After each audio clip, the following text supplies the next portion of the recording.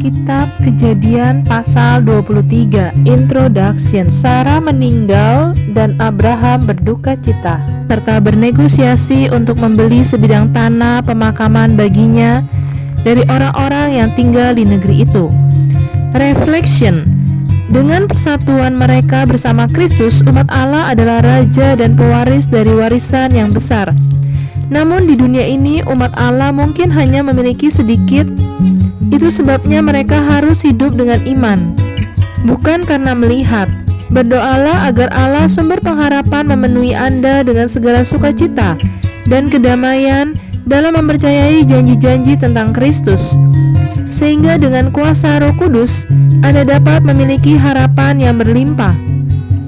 Allah memanggil orang percaya untuk hidup sebagai orang asing dan pendatang, tidak terikat di antara orang-orang Sodom yang jahat dan orang Het dalam mengejar dunia ini, tetapi sebagai peziarah yang menantikan kota Tuhan. Pemisahan dari dosa ini bukan alasan isolasi atau ketidaksopanan, tetapi sebaliknya menuntut kita melakukan perkara-perkara di dunia ini dengan penuh hormat dan kesopanan kepada semua orang. Cara-cara apa yang dapat Anda lakukan dalam bidang-bidang di mana Allah memanggil Anda untuk hidup dan bekerja? Ayat 1-4. Pada masa Abraham, kematian dan penguburan penuh dengan ritual dan tradisi. Tidak menghormati orang mati menunjukkan kemungkinan kurangnya penghargaan. Penguburan yang kurang layak adalah sama dengan kutuk. Berkabung adalah bagian yang penting dari ritual kematian. Teman-teman dan sanak saudara akan menangis keras-keras agar seluruh lingkungan mendengar, karena tidak ada rumah perkabungan atau pengurus pemakaman.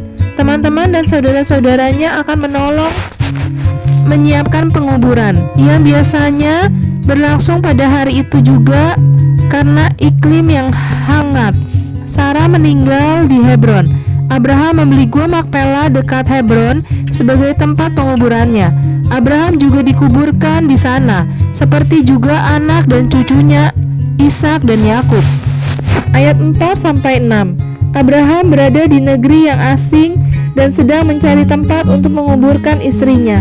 Orang-orang asing menawarkan bantuan kepadanya karena ia adalah Raja Agung dan mereka menghormatinya.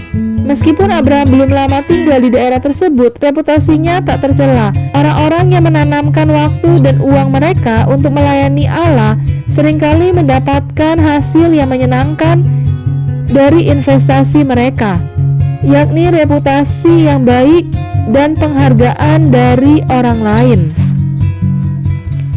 Ayat 10-16. Tukar menukar yang sopan antara Abraham dan Efron merupakan cara khas tawar-menawar pada saat itu. Efron dengan murah hati menawarkan tanpa membayar apapun. Abraham bersikeras untuk membayar. Efron dengan sopan menyebutkan harga, tetapi dengan mengatakan bahwa sebetulnya uang itu tidak penting.